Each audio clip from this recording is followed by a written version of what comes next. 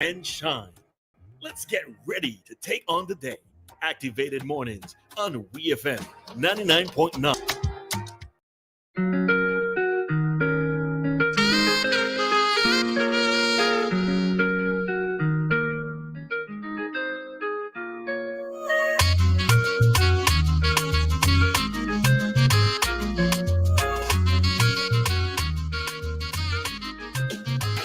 Static.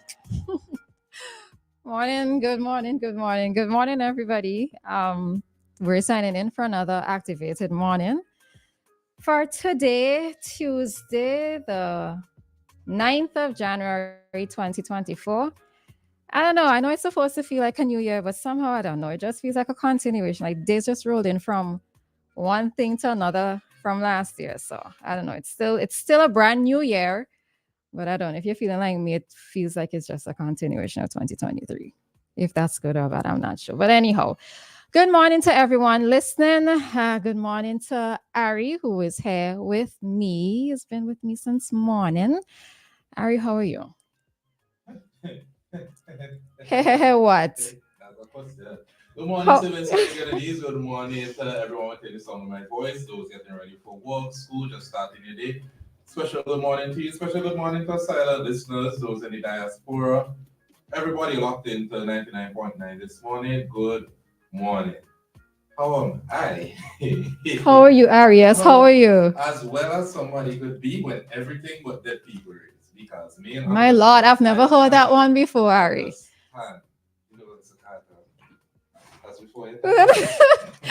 I know about Black Cattle. Tell me about Black Cattle. Is this the new modern? Is the new cattle? Oh, okay. Well, I skipped that one. Sorry. No, my head hurts. I wake up this morning and my head hurts. Let me hear why your head could possibly be hurting, Ari. I saw two positive things from the budget yesterday, which was the hospital. Yes, the government will offer debt relief and implement a new system to collect outstanding monies owed to Milton Keaton Memorial Hospital, which in 2022 stood at 2.3 million. In May, Vincent Jones, oh no, not that one. What was the other one? The minimum wage being raised to $50 in March, yes. Outside of that. Now, so you found us was positive? Let me tell you what. Minimum wage being raised, positive, yeah. Right. No. So as if you didn't think of anything else. So, I mean, I was actually trying to listen to the full budget. Now, I don't know why it is that the main budget couldn't be presented early in the day. It's just me thinking about last night. I was trying to actually follow, but it went late. And I was just curious as to why doesn't this part of the actual budget presentation start early in the day? I know that today continues at 9, but yeah, anyhow, one of the other things to me that positive things that came out to me was noting that the student loan interest rate has fallen from 6% to 4.5. Or you give me that facial expression. Has fallen from 6 to 4.5, right? Now it's interesting because I put it up on my status and then a few persons they were querying, but I know it's not going to be applicable. Well, it has absolutely nothing to do with me because for the most part I've passed that part of my life. But some persons were asking if it's only applicable to persons who have qualified for the disadvantaged student loan. And then I think it seems as though it's after a certain year. Somebody was telling me it's after 2010 because I think at the time that they got it, the interest rate may have been something like 8.5. So for those who are currently at 6, it seems as though they stand to benefit. However, I mean, whatever it is in terms of whoever falls under this particular category, I am quite happy to hear it because for those persons who pay back a student loan, it generally feels like a rope around your neck. I mean, yes, it is for your further development. It is for you to be able to qualify and advance career-wise, etc. But it literally does feel like a rope around your neck, especially when you're trying to do other financial things, and you have to consider that. Also, it's another issue is for those persons who may not be paid sufficiently. where the student loan is probably taking up a good portion of their salary. It is good news. I am happy for those persons who are actually going to benefit from this, because it may mean that persons would have a bit more of a disposable income, and everybody always wants to hear that you have a bit more of a disposable income, right? I'm not sure if it's going to make a significant difference in that regard, but any little extra helps. So that for me, having gone through that process of repaying a student loan, I was quite happy to hear that, and quite happy for those persons who are going to benefit from this. You know what that sounds like to me? No. That sounds like somebody told you for the rest of your life, you're going to get free mountain top water, but a crackhead has to spit it in your mouth. I don't understand how you're saying that you're bringing down the percentage of the interest for the student loans, but the students who come back can barely find jobs. They barely finding salaries to match their degrees. And there's even a story at ANN where Minister Camilo Gonzalez said that there are a lot of students who owe on their student loan and there are many delinquent payments. Why is that? So you're bringing down the interest rate, but persons don't have jobs to repay the loan, and but salaries don't match which is what it is I raised in what it is I said a while ago, Ari. But the point of it is that there are some persons who are going to benefit from this. These persons who have been faithfully being repaying their student loans, those persons who have found themselves in a position to be earning enough to actually pay back their loans, these are the category of persons who are going to benefit from it. Those persons who may have found themselves in the delinquent category, maybe, depending on how much it is that they're actually, quote unquote, going to save now, it can help them in terms of that repayment part of it, right? I would like to see the stats for the percentage of people who come back, who take loans from the government, who come back and able to have disposable income, or at least enough income to repay these loans. I really like to see this stuff. Yeah, well, I mean, that's the thing. But if we are going to advance, not everybody is going to be fortunate enough to get a scholarship. Not everybody is going to be fortunate to get tuition or to get grants. So there are persons like myself who had to apply for the economically disadvantaged student loan, and for persons like myself who came back and who faithfully repaid it and was able to actually make the payments. I fall into that category of the statistics of persons who were okay. Right? So I am actually happy to hear it. Yes, there are several persons who, and I think one of the things that was interesting is I've always heard them it being said that persons are not paying back the loan. And it's interesting because they're saying that there are some persons who are actually working with the civil service who are not paying back the loans. I know in the past, I remember there was one time when a list was published of persons who were delinquent, and a friend of mine was actually on the list, and I asked her, well, what is it that has happened in this case? Because I know that at the time it was embarrassing for persons for their names to appear on the list. And what she was saying is that because of the fact that she wasn't appointed upon returning, what is being asked of her in terms of repayment, she could not meet it, right? She could not meet it. So she just never bothered to pay it, right? But I mean, the thing of it is, Ari, yes, there are going to be situations, or there are going to be groups of persons who are not paying, those who are unable to pay because they can't find jobs, those who are unable to pay because their salaries don't match what it is being required for them to repay. But then there are other categories of persons who are able to pay and have repaid, and who can actually do with having this reduction to be able to have a bit more of a disposable income. Okay. Okay, so I'm hearing my mic clearly now. Everyone on the live hearing me properly. Seems I was having an issue before, and I knew something was wrong with the mic. I guess it's the same thing that happened for Crystal last week, whatever it was. No, because I could barely hear myself when I'm speaking, but I told myself it's the headphones. My apologies for that, the listeners. My point is, I would like to see these stats. If it is that the persons who fall into the delinquent stage, or the persons who can't find job, fall into 20%, then I guess that's just something that we need improvement in. But if it is over 50 or 60%, then we have a problem.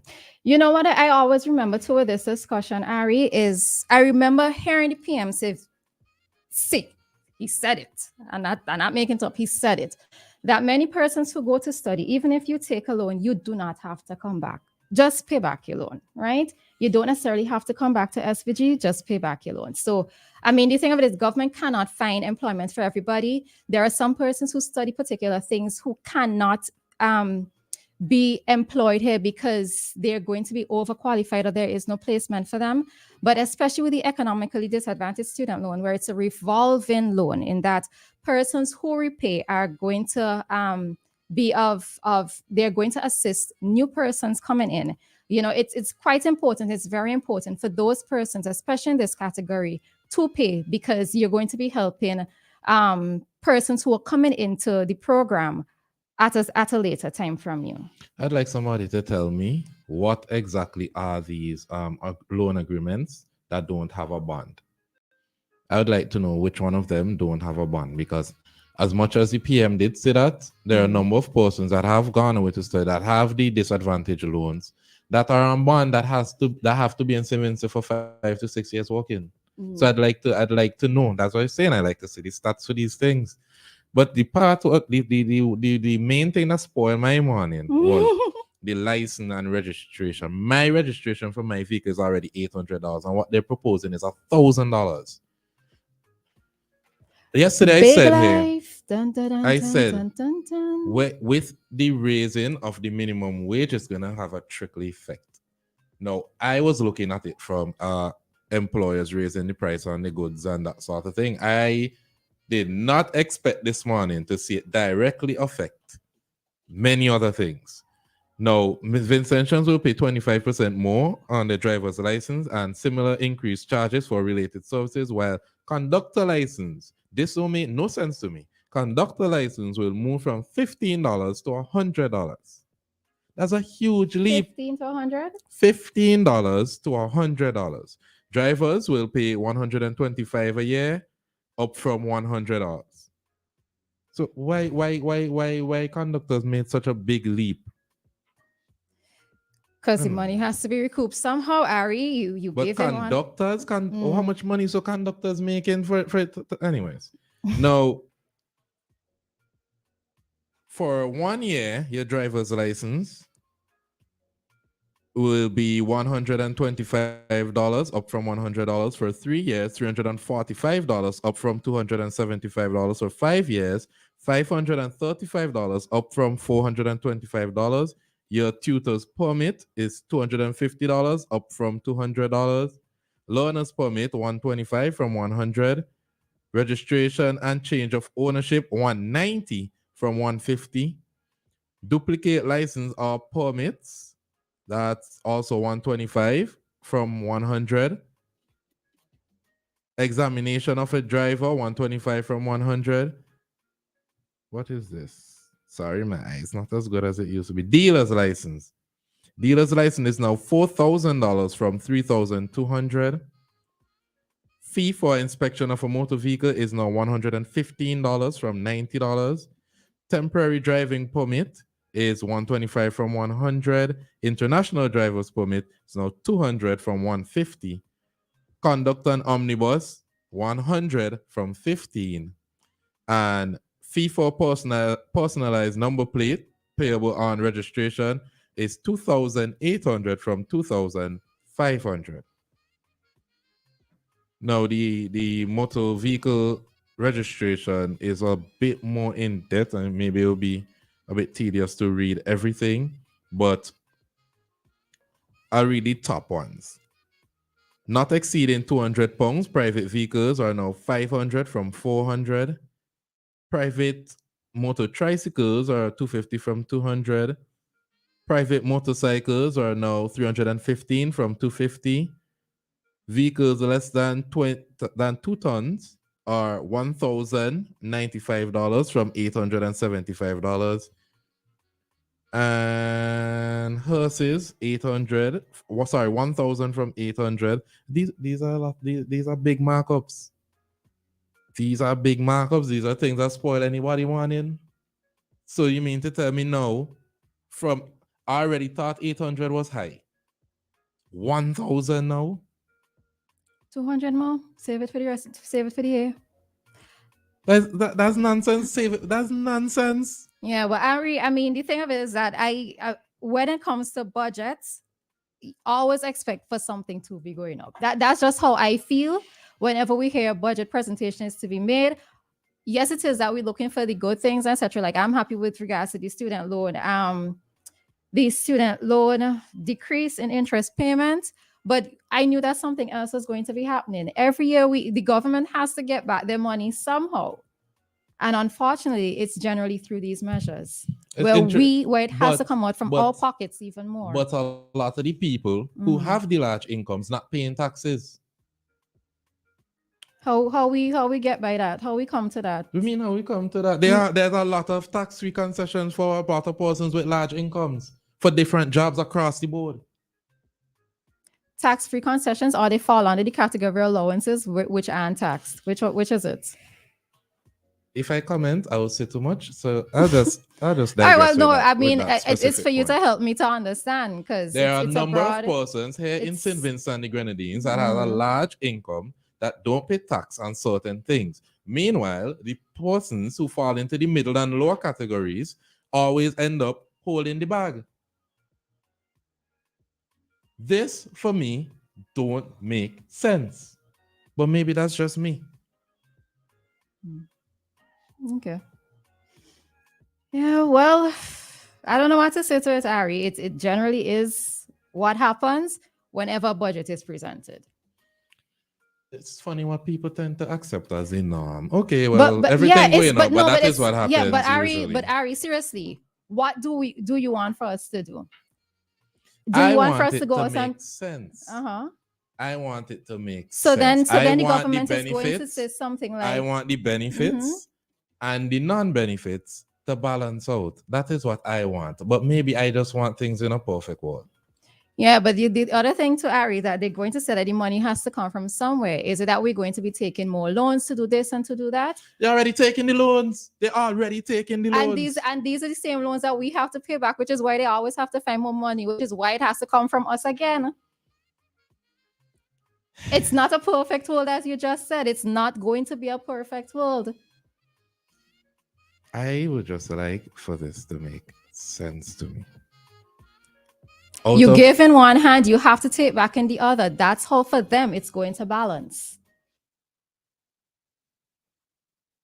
It's not necessarily going to work to your advantage as a citizen, paying taxes in various forms, but that is what is going to have to happen. How you think we're repaying all of these loans? Where the money coming from?